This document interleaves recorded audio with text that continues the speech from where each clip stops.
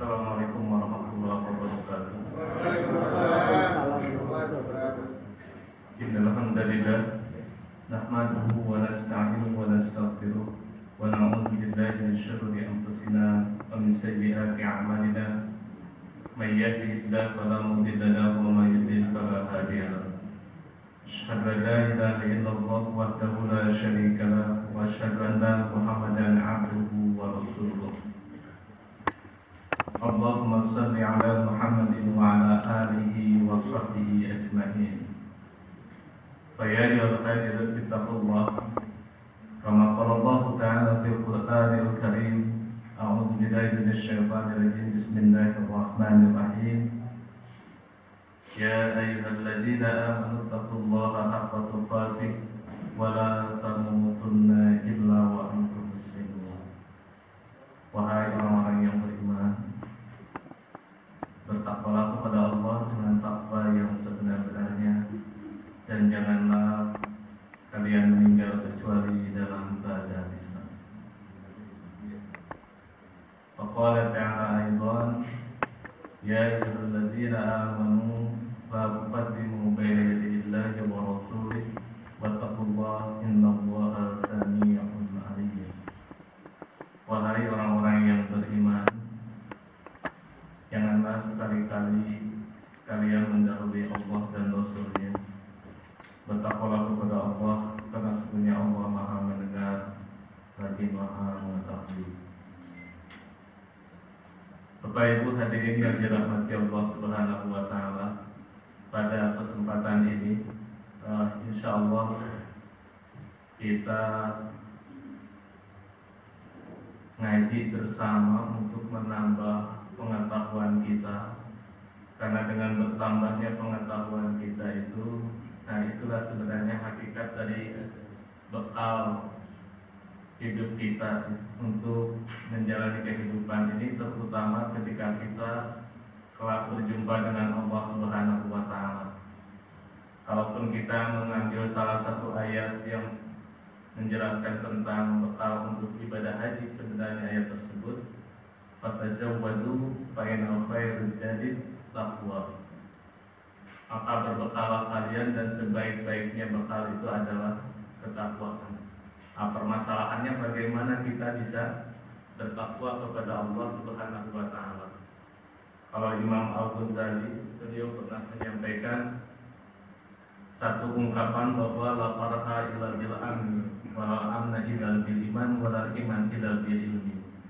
Jadi tidak ada kebahagiaan kecuali ada keamanan, dan tidak akan ada keamanan kalau tidak ada keimanan, dan iman itu tidak akan ada terkecuali dengan ilmu. Nah, makanya ma'asyiral muslimin yang dirahmati Allah Subhanahu wa Ta'ala, seyogyanya atau hakikatnya semakin seseorang itu berilmu, maka idealnya dia akan semakin menundukkan dirinya di hadapan Allah Subhanahu wa Ta'ala. Sebab hakikatnya bekal kita untuk menghadap Allah itu adalah sejauh mana kualitas dan kuantitas kita ini dalam hal ketundukan kita terhadap Allah Subhanahu wa Ta'ala. Jadi tidak hanya sekedar tahu saja, tetapi bagaimana apa yang kita sudah mengetahuinya, lalu kita bisa mengamalkannya di dalam kehidupan sehari-hari kita.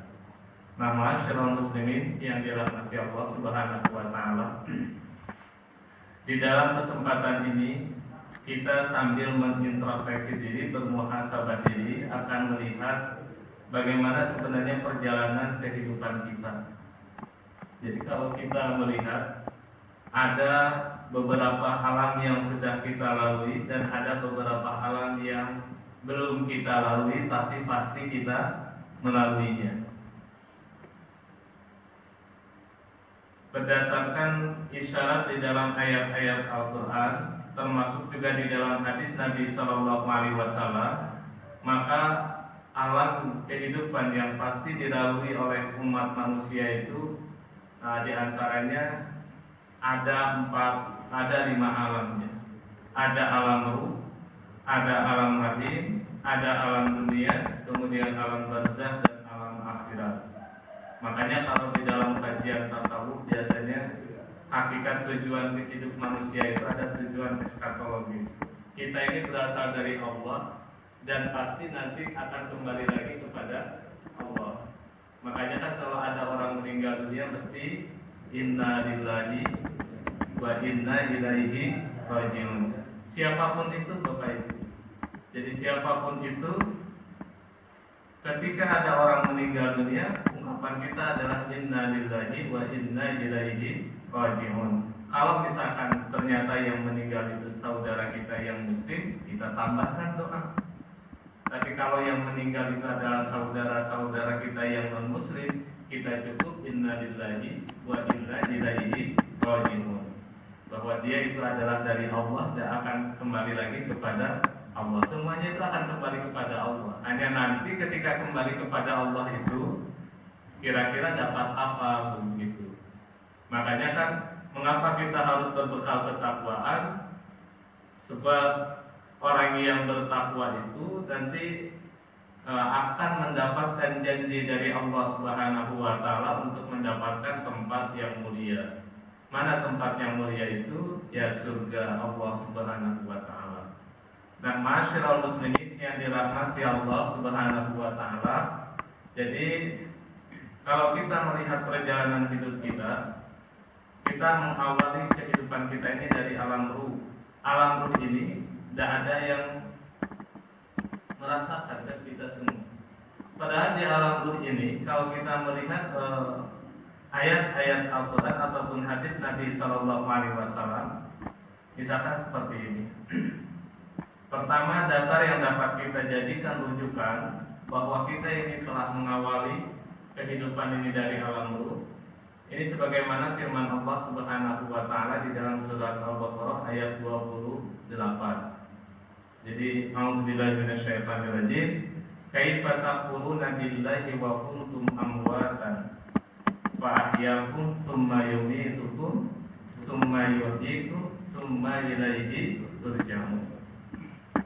Jadi, mengapa kalian itu kufur kepada Allah padahal kalian itu tadinya mati, lalu Allah menghidupkan lagi, kemudian Allah mematikan lagi, lalu menghidupkan lagi, kemudian kepadanya lah kalian kembali. Jadi yang beriman ataupun yang kufur ketika kembali itu pasti kepada Allah. Kita ini mengalami dua masa kematian sudah pasti, dan kita juga mengalami dua masa kehidupan. Nah, kematian yang pertama yang mana? Kematian yang pertama itu dijelaskan berdasarkan beberapa ahli tafsir, yaitu alam ruh. Karena kita tidak menyadari akan adanya kehidupan kita. Betul tidak Bapak Ibu? Kita kan tidak ada yang merasakan kalau di alam ruh. Makanya itu yang pertama. Sementara kematian yang kedua, ya setelah kehidupan ini sudah pasti kita ini tidak ada yang bisa menghindar dari kematian. Tidak ada yang bisa mengelak dari kematian.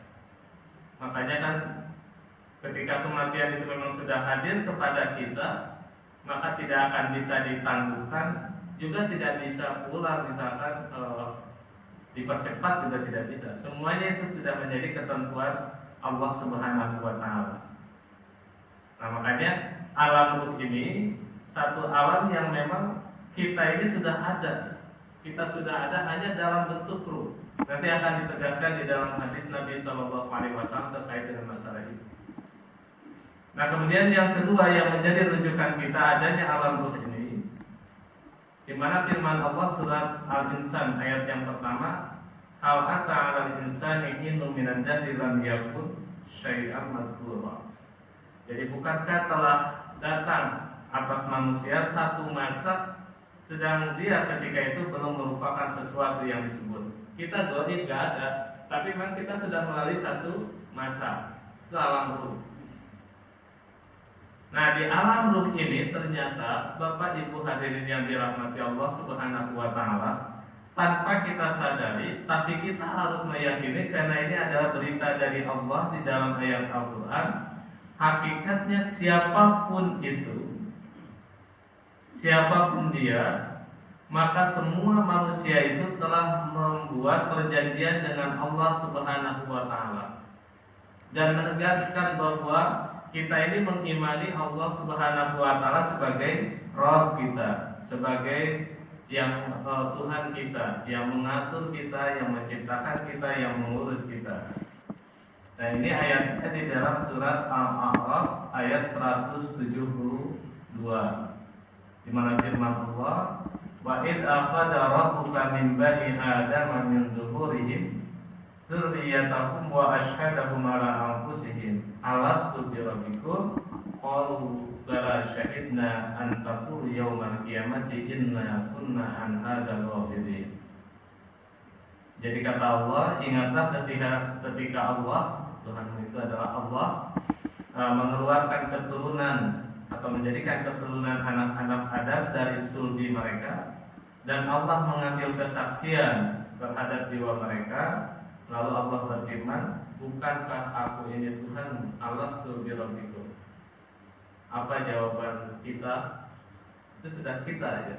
Maka jawaban kita itu bala, betul, engkau adalah Tuhan kami. Nah, kami menjadi saksi, syahidna, kami menjadi saksi. Nah, kami lakukan yang demikian itu agar di hari kiamat kamu tidak mengatakan sesungguhnya kami Bani Adam adalah orang-orang yang lengah terhadap ini, yaitu ketauhidan Allah Subhanahu wa taala. Jadi dari awal sebenarnya kita ini sudah meyakini akan adanya Allah Subhanahu wa taala, bahkan menegaskan Allah itu adalah sebagai Rabb kita dari awal. Dari awal manusia itu diciptakan. Hanya lagi-lagi kita ini tidak menyadari akan hal itu.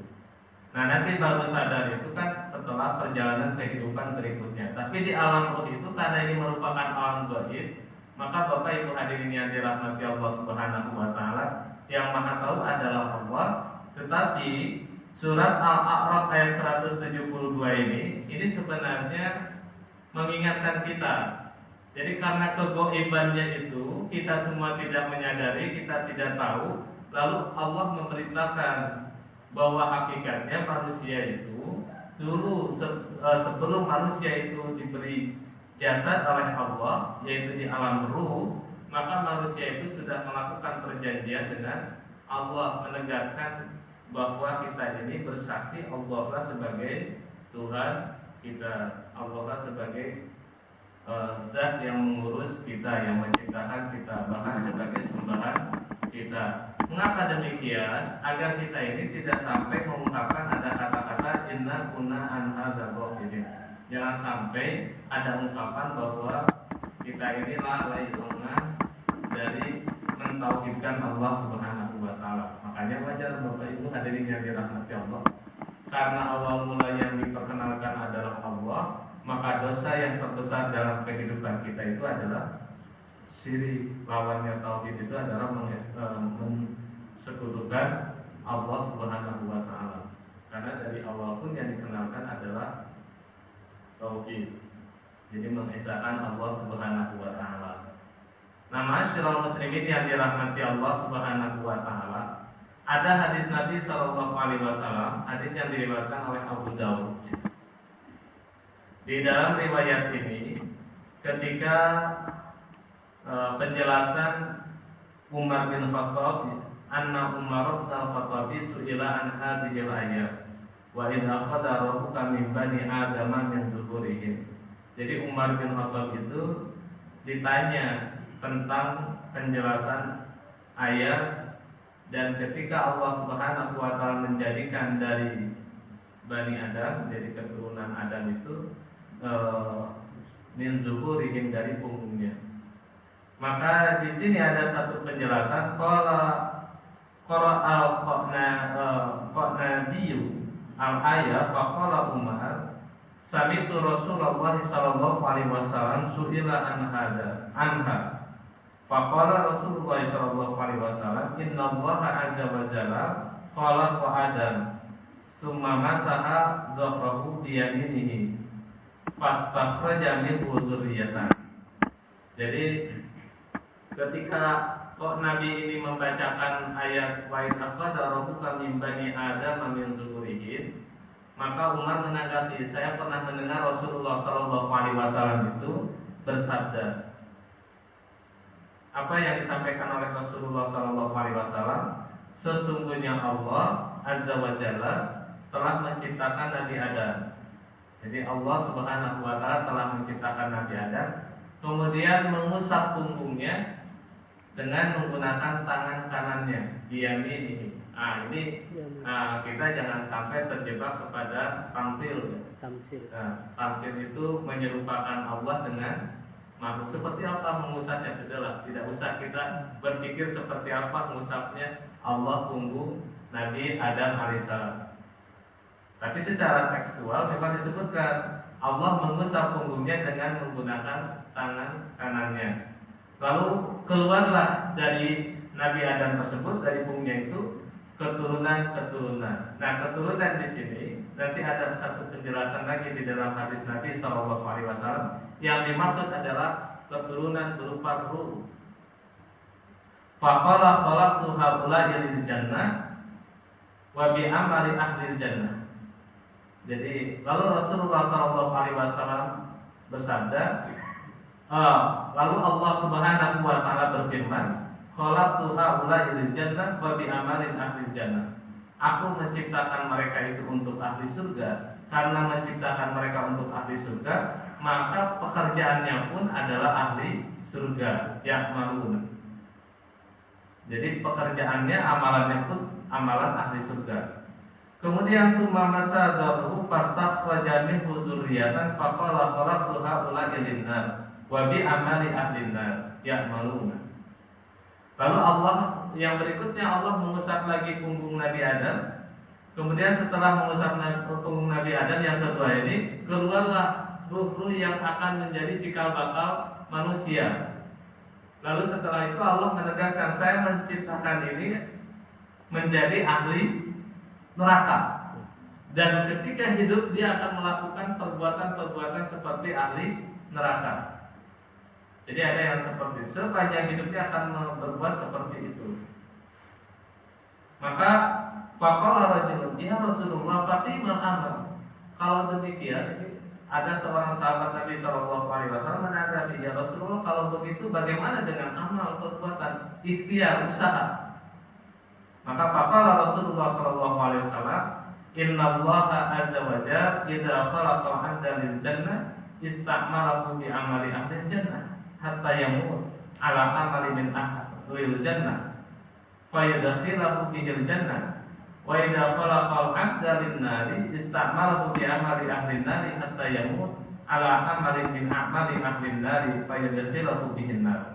Jadi sahabat itu menanggapikan ini, sebenarnya hadis ini secara tidak langsung nanti kalau kita pahami dari ahli ilmu kalam akan terjadi perdebatan antara kalangan Jabariyah dan Qadariyah.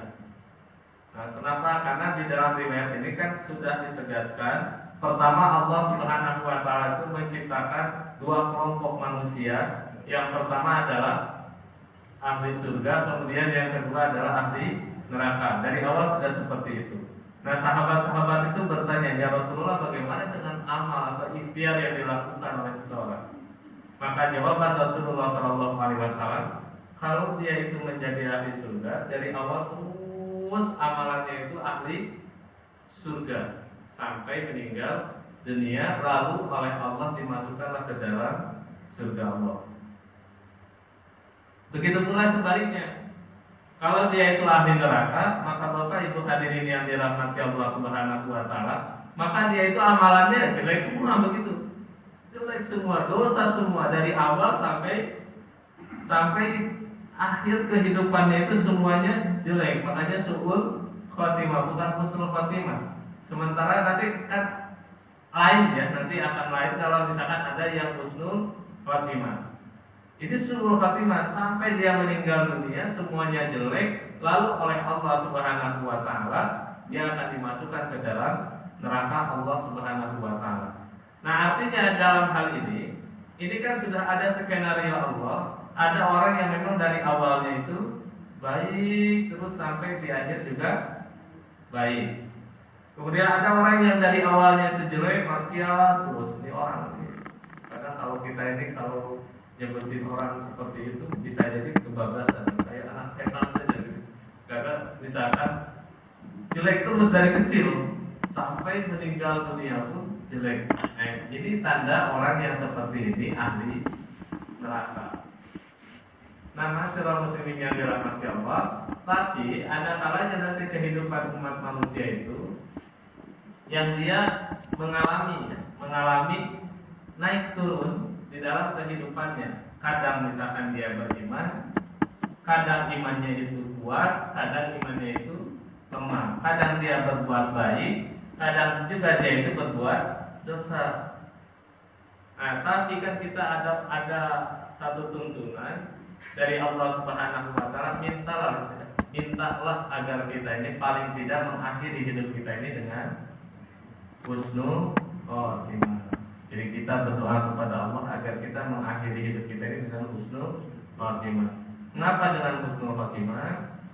Karena dengan husnul khotimah itu pasti akan ada jaminan kita akan masuk surga Allah Subhanahu wa taala. Bahkan ada yang mempolitisir, ya. Ada hadis Nabi Shallallahu Alaihi Wasallam, misalkan begini, sebagaimana sabda Rasulullah, "Man kana akhiru kalamihi la ilaha illallah dakhala jannah." Jadi siapa yang akhir hidupnya itu ucapannya la ilaha illallah akan masuk surga. Orang yang mau dihukum mati, orang yang mau dihukum mati itu sudah pasti tahu kapan kematiannya. Mudah untuk mengucapkan la ilaha illallah. Tapi orang yang tidak dihukum mati, kita kan tidak ngerti kapan kita meninggal dunia. Tapi ada hadis Nabi Shallallahu Alaihi Wasallam, seseorang itu akan meninggal dunia sesuai dengan kebiasaannya, sesuai dengan kebiasaan. Makanya, insya Allah kalau misalkan kita ini sering berbuat kebaikan, hadir misalkan seperti ini, kita duduk hanya sebentar saja, ya Bapak Ibu hadirin yang dirahmati Allah, kita mencari ilmu, dibukakan, dimudahkan jalannya untuk mendapatkan surga Allah Subhanahu wa taala, plus ada yang mendoakan kita untuk memohonkan ampun kepada Allah. Jadi kita ini tidak terasa secara tidak langsung hadir di sini itu ada yang mendoakan kita, memohonkan ampunan kepada Allah untuk kita, yaitu para malaikat. Ini kan luar biasa Bapak Ibu hadirin yang dirahmati Allah. Walaupun kita sambil ngantuk-ngantuk, manusiawi lah ngantuk itu. Jadi walaupun sambil tidak bisa konsentrasi penuh, tapi dengan duduk seperti ini, insya Allah, nah, dosa kita ini diampuni oleh Allah Subhanahu wa taala. Yang terpenting kan kita minta husnul khotimah. Kenapa? Biar bisa masuk surga. Tapi ya lagi-lagi harus betul-betul berdasarkan kebiasaan. Jadi gak bisa dengan mudah, wah nanti sajalah pas mau meninggal kita mengucapkan la ilaha illallah pasti masuk surga. Betul akan masuk surga, tapi kapan? Nah itu kan orang mengucapkan la ilaha illallah itu kan pada dasarnya sumbernya karena ada keimanan, walaupun dia tidak sholat, tidak melakukan kewajiban-kewajiban yang lainnya, tidak melakukan perintah-perintah Allah, bahkan misalkan banyak melakukan kemaksiatan dan dosa, tapi ketika seorang itu husnul khotimah, masya Allah, tanda kematian syahid itu kan ada. Kita tahu misalkan seperti almarhum gembong narkoba di Indonesia, hidupnya kan sudah seperti itu. Ya sudah menghuni narkoba, tapi kan sudah meninggal dunia, dan dia betul-betul bertobat kepada Allah ketika mau dieksekusi hukuman mati. Siapa itu? Dr. Freddy Budiman itu, dia kan meminta izin untuk menyempatkan mengucapkan dua kalimat syahadat. Ternyata kan setelah meninggal dunia itu tanda-tanda beliau mati syahid itu ada, itu menurut kesaksian seorang rohani yang ada di sana yang melihat. Artinya apa? Hadis ini, Bapak Ibu hadirin yang dirahmati Allah, ada yang memang orang itu dari awal baik, gitu. Ada yang dari awal orang itu jelek, tapi nanti yang sangat menentukan itu adalah sebelum kematiannya itu. Seperti apa sebelum kematiannya? Makanya ma'asyiral muslimin yang dirahmati Allah. Kemudian kalau di dalam riwayat Tirmidzi ada hadis Nabi sallallahu alaihi wasallam, qala Rasulullah sallallahu alaihi wasallam, lama khalaqallahu Adam masaha zaharu fasaqata min zahrihi kullu nasamatin wa khaliquha min dzurriyyati ila yaumil qiyamah. Jadi Rasulullah sallallahu alaihi wasallam bersabda, saat Allah menciptakan Nabi Adam itu, ia mengusap punggungnya, lalu dari punggungnya berjatuhanlah setiap jiwa. Bahkan ada yang mengatakan ini seperti biji atom. Jadi seperti biji atom keluar di jiwa itu. Nah, ini menjadi keturunan Nabi Adam sampai hari kiamat. Jadi dari awal memang manusia itu sudah diciptakan itu. Berapa jumlahnya itu di dalam beberapa riwayat yang lain memang sudah dipasangkan juga begitu. Dari awal sudah ada. Hanya nanti begini, kalau kita mengikuti baca hadis Nabi Shallallahu Alaihi Wasallam yang sifatnya mengarah kepada paham Jabariyah, maka kita ini seperti wayang. Kesannya Allah saja yang mengatur begitu. Allah misalkan Muhammad, ya wayang itu kan tergantung dalam, maka kita juga tergantung Allah Subhanahu Wa Taala. Tapi kalau kita mengacu kepada apa yang dipahami oleh kaum Qadariyah, lain lagi, tergantung usaha manusia. Nah, makanya kita ini Ahlus Sunnah wal Jamaah itu kita berada di antara dua-duanya. Kita meyakini bahwa hidup ini tidak akan pernah terlepas dari takdir Allah. Tapi yang kedua, Allah itu ingat tidak akan pernah berbuat zalim terhadap ikhtiar manusia. Artinya selama manusia itu ada ikhtiar yang sungguh-sungguh untuk mendapatkan kasih sayang Allah, untuk mendapatkan rahmat Allah, maka Allah itu tidak bakalan pernah zalim. Itu ikhtiar kita itu pasti dipenuhi oleh Allah. Keinginan kita itu pasti dikabulkan oleh Allah Subhanahu wa taala. Sebab Allah tidak akan pernah zalim terhadap ikhtiar manusia. Soalnya kan kalau kita melihat kepada paham Jabariyah ini bahaya sekali.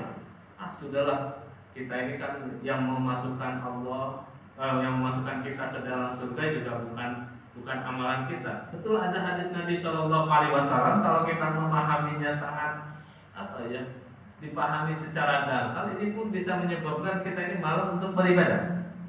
Jadi ketika misalkan kata Rasulullah Shallallahu Alaihi Wasallam, la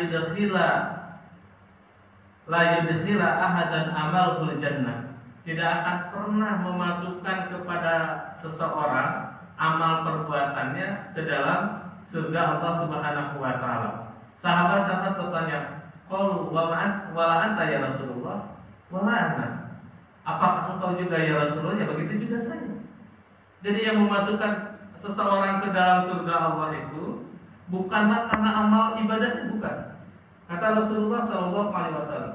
Jadi bukan karena kita duduk di sini, karena kita sholat, karena kita seluruh ibadah kita yang kita bukan seperti itu kata hadis tersebut.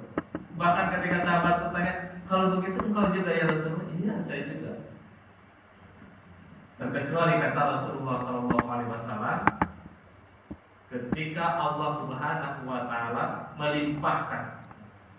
melimpahkan kepada setiap orang, termasuk kepada Rasulullah Shallallahu Alaihi Wasallam, hifadzin wa rahmah. Orang itu masuk ke dalam surga Allah. Tanpa ada kasih sayang Allah, kita tidak akan pernah masuk surga.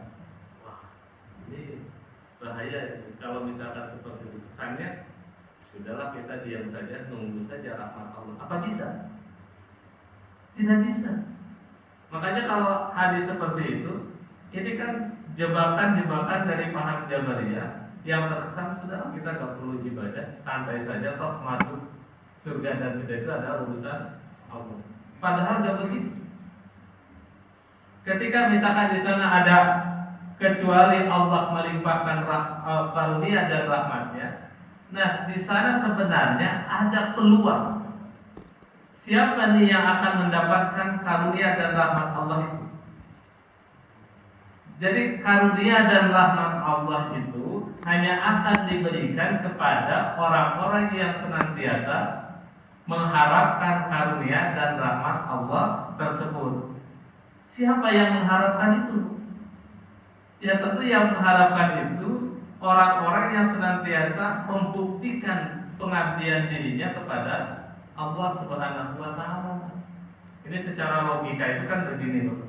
Kita ini kalau misalkan kita butuh kasih sayang orang lain, maka pasti kita ini akan mengabdikan diri kita kepada orang tersebut. Apapun keinginan orang tersebut pasti kita penuhi. Bapak Ibu misalkan kepada pasangan kita saja di rumah, Bapak Ibu sangat mengharapkan kasih sayang dari pasangan kita, pasti kita akan mencurahkan atau mengabdikan diri kita kepada pasangan kita. Nah itu kan dengan begitu itu cara agar orang yang dimaksud itu mencurahkan kasih sayangnya kepada kita. Nah ini apalagi Allah. Allah itu tidak akan pernah zalim. Allah itu akan selalu berbuat adil. Artinya kalau ada orang yang senantiasa menunjukkan sifatnya, sikapnya sebagai seorang hamba yang ingin mendapatkan karunia dan kasih sayang Allah, maka pasti orang itu akan mendapatkan rahmat dan karunia Allah. Jadi akan mendapatkan kasih sayang dan keutamaan dari Allah. Jadi gak bisa surga itu hanya didapatkan dengan santai-santai saja. Sudahlah, biarkan saja, kayak tebak-tebakan jadinya. Mudah-mudahan saja termasuk kelompok yang ahli surga. Jadi dengan santai saja nanti masuk surga, gak begitu, tapi harus ada ikhtiar. Makanya masyarakat muslimin yang dirahmati Allah Subhanahu wa taala.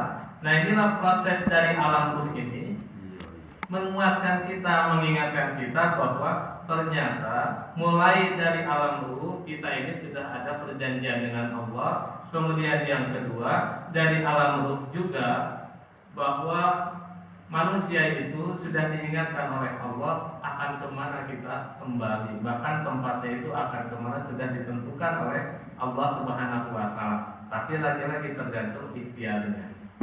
Nah, alam ruh itu tidak mengerti kita. Itu termasuk bagian dari hal yang baik. Nah, berikutnya masyarakat muslimin yang dirahmati Allah, alam rahim. Baru ini satu kesempatan Allah Subhanahu wa taala memasukkan ruh tadi ke dalam jasad kita. Jadi kalau di dalam surat Al-Insan ayat yang kedua, inna khalaqnal insana min nutfatin amsyajin nabtali fajalnahu sami'an basira. Jadi sesungguhnya Allah Subhanahu wa taala menciptakan manusia dari setetes mani yang bercampur, yang kami hendak mengujinya dengan perintah dan larangan. Karena itu kami jadikan dia mendengar dan melihat. Nah ini kan Masya Allah, ini adalah satu kompetensi yang Allah berikan. Karena manusia itu akan diuji oleh dua hal oleh Allah. Jadi Allah nabtalihi, kami mengujinya dengan dua hal. Apa dua hal itu? Satu, perintah Allah. Yang kedua adalah larangan Allah. Makanya karena ujian, maka sikap kita ini bersabar. Sabar itu dalam menjalankan perintah Allah. Yang kedua diantaranya sabar dalam menghindari larangan-larangan Allah Subhanahu wa taala. Nah, untuk itu Allah memberikan kompetensi, kemampuan pada kita, bekal pada kita. Apa yang Allah berikan? Allah jadikan manusia itu mendengar dan Allah jadikan manusia itu melihat. Jadi dengan mendengar dan melihat inilah pengetahuan untuk kita semakin kenal dengan Allah. Karena semakin kenal dengan Allah, makanya idealnya Bapak Ibu hadirin yang dirahmati Allah, seorang itu kan semakin berilmu, maka dia semakin tunduk takut kepada Allah. Di surat Fatir ayat yang ke-28 itu kan dengan tegas Allah menyebutkan innama yakhsyallaha min ibadihi ulama. Jadi hanya orang-orang berilmu lah yang takut kepada Allah Subhanahu wa taala. Sehingga dengan demikian kalau bahasa Al-Qur'an, seorang ilmuwan, seorang cendekiawan itu bukanlah mereka yang pandai memaparkan keilmuannya di forum-forum ilmiah. Tidak cukup hanya dengan seperti itu. Tapi seorang ilmuwan, seorang cendekiawan itu dia yang semakin takut kepada Allah Subhanahu wa taala. Kalau sekarang ini kan agak sedikit aneh ya Bapak Ibu. Seorang itu kalau sudah berani misalkan menentang Allah, biasanya kesannya itu dia wah, ini orang pintar begitu. Kalau sudah berani mengotak-atik ayat-ayat Allah dengan menafsirkan sesuai dengan seleranya, yang akhirnya orang itu semakin tidak kenal, bahkan semakin kabur tentang konsep tauhidullah, maka biasanya apalagi anak-anak muda di perkuliahan kalau sudah baca buku filsafat begitu, yang ujung-ujungnya semakin tidak dekat dengan Allah, mau sholat saja juga malas gara-gara baca 1-2 buku filsafat, akhirnya dikesan bahwa ini orang ini sudah pintar. Nah ini kan memang kacau pemikiran seperti itu. Nah, padahal idealnya orang itu semakin berilmu maka dia akan semakin takut kepada Allah Subhanahu wa taala. Nah ini makanya kalau orang itu mau baca Al-Quran, masalahnya kan orang itu gak pernah baca Al-Quran, baca yang lain akhirnya tersesatkan. Nah dalam prosesnya Bapak Ibu hadirin yang dirahmati Allah Subhanahu wa taala, di dalam ayat-ayat Al-Quran Allah menegaskan tentang proses penciptaan umat manusia itu, misalkan di dalam As-Sajdah ya, mulai ayat yang ke-7 sampai ayat yang ke-10. Alladzi ahsana kulla syai'in khalaqah wa bada'a khalqal insani min tin tsumma ja'ala naslahu min sulalatin min ma'in mahin tsumma sawwahu wa nafakha fihi min ruhihi wa ja'ala sam'a wal absara wal af'idata qalilan ma tashkurun wa qalu a idza dalalna fil ardi inna lafi khalqin jadid bal hum bi liqa'i rabbihim kafirun. Jadi kata Allah yang membuat segala sesuatu yang Dia ciptakan dengan sebaik-baiknya, yang memulai penciptaan manusia dari tanah, kemudian Dia menjadikan keturunannya dari saripati air yang hina, yaitu air mani. Kemudian Dia menyempurnakan dan meniupkan ke dalam tubuhnya Allah ciptaannya, dan Dia menjadikan bagi kamu. Nah ini Allah menjadikan kepada kita ini pendengaran, penglihatan, bahkan hati. Akan tetapi kata Allah, sedikit dari umat manusia itu yang bersyukur kepada Allah Subhanahu wa taala. Kemudian waqalu aidza dalalna fil ardi inna lafi khalqin jadid bal hum bi liqa'i rabbihim kafirun. Dan mereka berkata apabila telah lenyap ya dari muka bumi ini, jadi hancur di dalam tanah begitu, maka kami benar-benar akan berada dalam ciptaan yang baru. Bahkan sebenarnya mereka ingkar akan menemui Tuhannya. Nah ini bagi orang-orang yang ingkar. Nah masyarakat muslimin yang dirahmati Allah, sebenarnya kan ini casing kita di dunia aja, jasad kita di dunia. Tapi nanti jasad kita di akhirat itu akan berubah lagi. Yang ini tuh belum yang asli, hanya sekedar alat kadar itu saja di dunia sebagai alat, sebagai sarana untuk menunjukkan pengabdian roh ya. Kita ini kan hidup karena ada roh. Dan yang disiksa itu adalah nanti roh dan tentunya nanti ada jasadnya juga. Makanya ma'asyiral muslimin yang dirahmati Allah, ketika Allah menjelaskan tentang proses penyiksaan umat manusia itu kan setelah kulit ini mati nanti diganti lagi dengan kulit yang baru. Mengapa demikian? Ini satu pendekatan yang sangat ilmiah. Karena kulit yang mati itu biasanya sudah tidak punya rasa. Kulit kalau sudah mati, dia sudah tidak punya rasa. Nah, tapi ketika diganti lagi dengan kulit yang baru, itulah siksaan yang bertubi-tubi terus akan dirasakan pedihnya oleh orang yang durhaka kepada Allah Subhanahu wa taala. Nah, lagi-lagi di dalam ayat ini, kalau tadi Allah menambahkan sebagai bekal kita ini pendengaran dan penglihatan, tapi di dalam ayat ini ditambahkan lagi ada hati, afidah. Jadi hati sebagai sarana untuk memahami. Makanya kan ada beberapa hal yang kita ini tidak cukup dibenarkannya berdasarkan akal saja, rasional saja, tapi juga butuh hati. Dan iman ini memang butuh hati untuk membenarkan keberadaan Allah Subhanahu wa taala.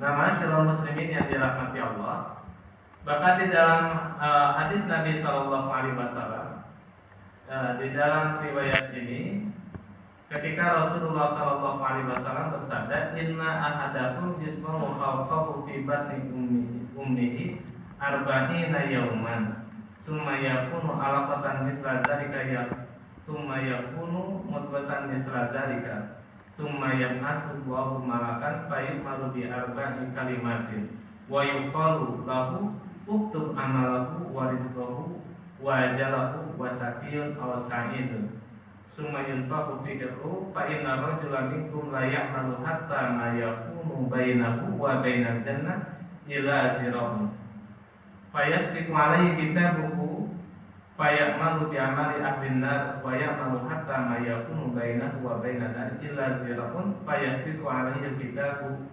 fayamalu bi amali ahli jannah. Nah, masyaallah muslimin yang dirahmati Allah Subhanahu wa taala. Nah, coba kita lihat.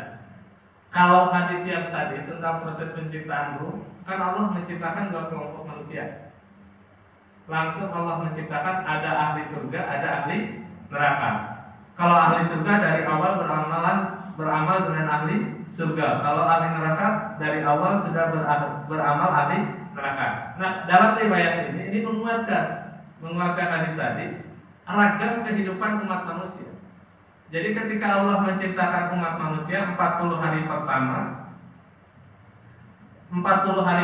itu proses pertemuan antara sperma dan ovum nanti menjadi segumpal darah. Lalu berikutnya 40 hari kedua, lalu 40 hari ketiga. Nah, di 40 hari ketiga itu berarti berapa usia berapa bulan Pak Ibu?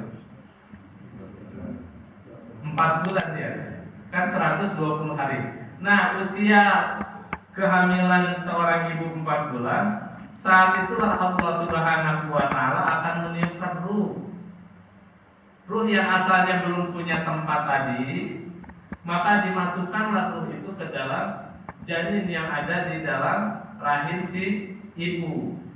Nah, pada saat itu Allah Subhanahu wa taala memerintahkan ada 4 hal yang akan menjadi ketetapan orang tersebut.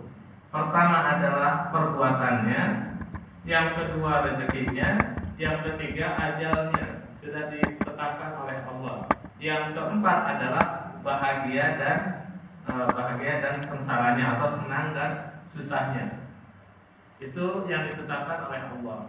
Nah, di dalam riwayat ini katakan ada orang itu beramal baik, dari awal beramal baik, beramal seperti ahli surga, tapi di penghujung kehidupannya tinggal sejengkal lagi Allah menakdirkan orang tersebut terjerumus, akhirnya suul khotimah, akhirnya tidak jadi menjadi ahli surga, tapi justru jadi ahli neraka. Sebaliknya ada orang dari awal jelek terus gitu, tapi di penghujung hidupnya dia baik. Maka yang asalnya sedikit lagi dia terjebak ke dalam atau masuk ke dalam neraka Allah, ujung-ujungnya masuk ke dalam surga Allah. Inilah orang-orang yang husnul khotimah. Makanya masyaallah muslimin yang dirahmati Allah Subhanahu wa taala, ini baru di alam lahir kita.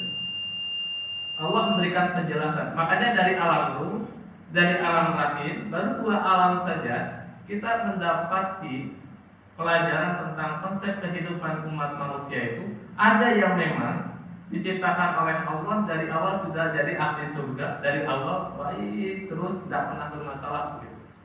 Maka setelah selesai juga nanti mengakhiri hidupnya dengan baik. Ada juga yang memang dari awal jelek begitu sampai akhir jelek. Tapi ternyata ada juga ragam kehidupan umat manusia itu yang dari awalnya baik tapi berujung jelek, atau sebaliknya yang awalnya jelek berujung baik. Saya kira apapun itu yang baik bagi kita adalah husnul khotimah. Jadi menutup kehidupan kita ini dengan satu hal yang baik.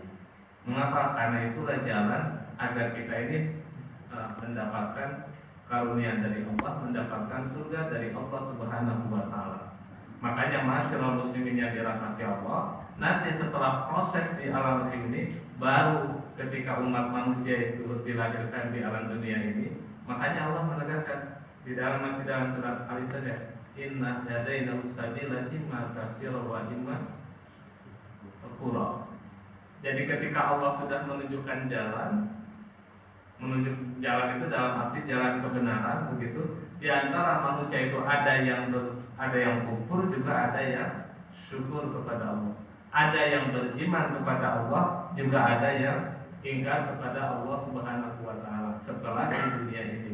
Makanya yang terpenting adalah karena ini alam dunia sedang kita lalui, bagaimana kita ini menjadikan dunia ini sebagai tempat kita untuk mengumpulkan bekal sehingga ketika menghadap Allah itu kita ada sesuatu yang dapat kita sampaikan kepada Allah. Karena nanti begini, Bapak Ibu hadirin yang dirahmati Allah, ini kan ayat-ayat ini, ayat-ayat tentang peringatan tentang kehidupan di alam dunia ini. Tetapi nanti yang terpenting lagi, ada orang itu ketika misalkan sudah diberikan buku rapot kita, buku amal perbuatan kita, ada orang itu yang senang, ingin sekali membukanya, ada juga orang itu yang tidak mau. Jadi tidak mau. Lebih baik gak usah ditunjukkan buku catatan amal perbuatan orang tersebut. Mengapa? Karena dia tahu hasilnya jelek.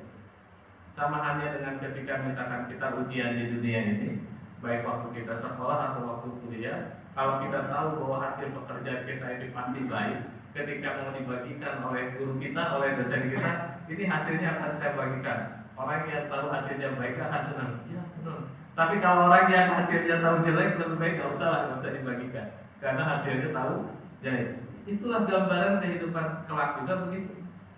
Makanya jangan sampai kita ini terjebak dengan kehidupan dunia, karena wa mal hayatud dunya illa mata'ul ghurur. Tidaklah kehidupan dunia ini melainkan hanya mata'ul ghurur. Mata itu kesenangan-kesenangan yang menipu, menyesatkan. Dan insya Allah satu di antara cara kita agar tidak terjebak dengan kehidupan dunia ini, ingat mati. Dengan mengingat kematian ini, masyarakat muslimin yang dirahmati Allah, saya kira akan memposisikan dunia itu nggak ada artinya, nggak ada apa-apanya. Kita ini seringkali terjebak dengan investasi, dan investasi yang kita orientasikan itu lebih banyak investasi dunia. Beli ini untuk investasi, beli itu untuk investasi, dan lain sebagainya. Padahal kalau sudah mati gak ada yang dibawa. Tanah yang luas sekalipun ternyata kalau sudah mati diabaikan, yang kita tempati hanya 2x1, tipe 2x1 saja kan, seperti itu. Nah ini kalau kita yang terbaik adalah bagaimana kita menginvestasikan kehidupan dunia ini sebagai sarana untuk mendapatkan investasi yang sebenarnya adalah investasi akhirat. Tapi bukan dalam arti kita tidak peduli dengan kehidupan dunia, tidak. Makanya di dalam surat Al-Qasas ini kan Allah menegaskan cari kehidupan dunia, tetapi cari kehidupan akhirat, tapi jangan lupa bagian di dunia. Karena dunia ini bukan tujuan. Dunia ini adalah sarana. Makanya apapun yang kita dapatkan, apapun yang kita miliki di dunia ini, maka orientasikanlah sebagai investasi kita untuk hidup di akhirat kelak. Apapun yang kita miliki saya kira akan beruntung kalau semuanya diorientasikan ditujukan untuk kehidupan akhirat. Nah, adanya COVID-19 ini, COVID-19 ini seakan-akan sangat menjadi satu hal yang menakutkan, khususnya bagi mereka yang berharta banyak. Karena ternyata gak ada artinya kalau sudah diserang, apalagi sampai meninggal dunia. Dan umumnya kan orang-orang yang komorbid itu, orang-orang yang punya penyakit bawaan itu kan biasanya orang-orang kaya. Dan itu yang paling rentan, paling rawan. Orang-orang yang biasa mengamalkan kali hidupnya, kerja terus, keringatnya keluar terus, sehat-sehat saja kan yang seperti itu. Makanya virusnya pun mungkin bisa jadi nggak mempan begitu karena berkeringat terus. Tapi dengan orang-orang yang duduk santai begitu, hanya duduk santai, buang banyak, ini penyakit bisa ketika ada COVID ini kan keluar.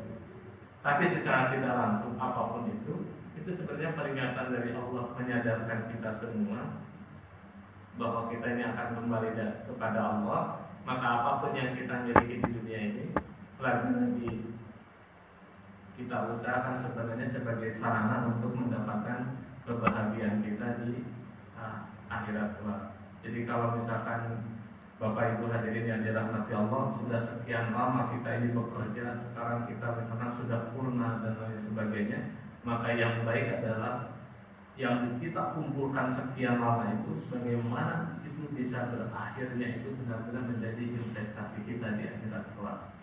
Itu adalah yang terpenting, karena itu yang saya kira yang akan menjadi bekal kita ketika kita menghadap Allah Subhanahu wa Ta'ala.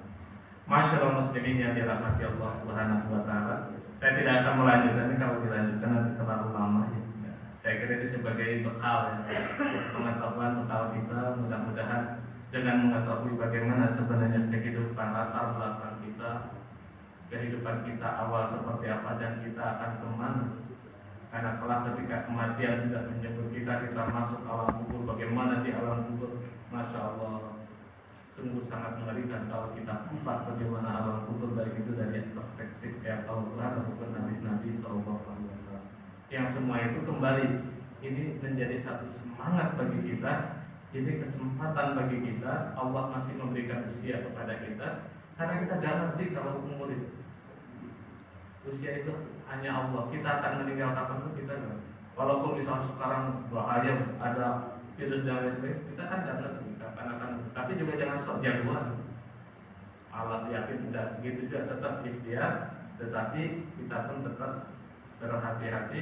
Dan terutama saya kira yang terpenting itu sudah seberapa banyak bekal yang kita miliki untuk menghadap Allah Subhanahu wa Ta'ala. Baik Bapak Ibu hadirin yang dirahmati Allah Subhanahu wa Ta'ala, saya kira ini kurang lebihnya saya mohon maaf. Allah a'lam bishawab. Ini langsung ditutup atau ada dialog? Baik, terima kasih. Kita tutup dengan doa kafaratul majlis. Subhanallah. Assalamualaikum warahmatullahi wabarakatuh.